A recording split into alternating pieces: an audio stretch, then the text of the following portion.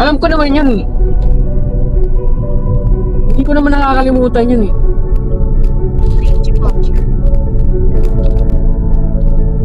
Tama na, please.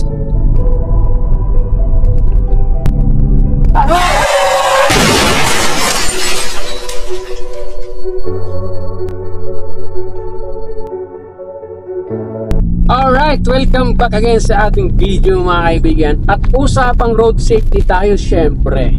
Ito, isa sa mga madalas na nagpo-cause ng accident mga kaibigan. Number 1 ay stress. Yan ang lagi kong sinasabi. Dahil estudyante natin, sa mga tinuturuan natin, na unang-unang dahilan ng aksidente sa kalsada kapag tayo ay nagmamaneho ay stress.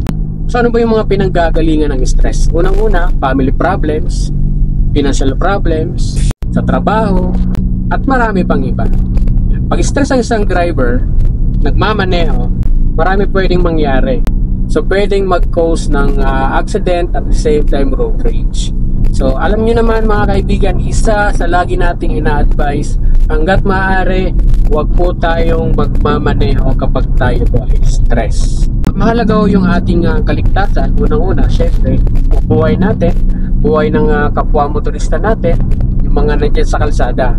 So syempre, may mga kanya-kanyang pamilya niyan, may kanya-kanyang mga dahilan niyan kung bakit sila nabubuhay.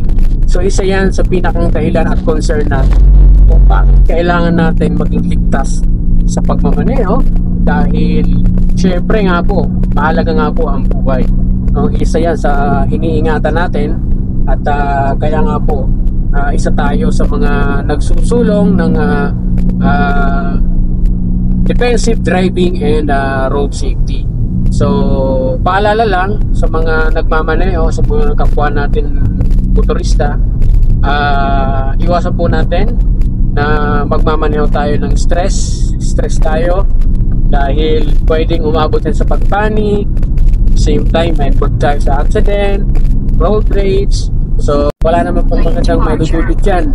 So ang mga sinasabi ko po ngayon ay isang paalala para sa ating lahat, dahil mas maganda na ho na ang iniisip natin yung tayo ay pare-parehong ligtas habang tayo po ay bumabiyahe. So lang mga kaibigan, keep safe and always drive safe mga kaibigan. Bye bye.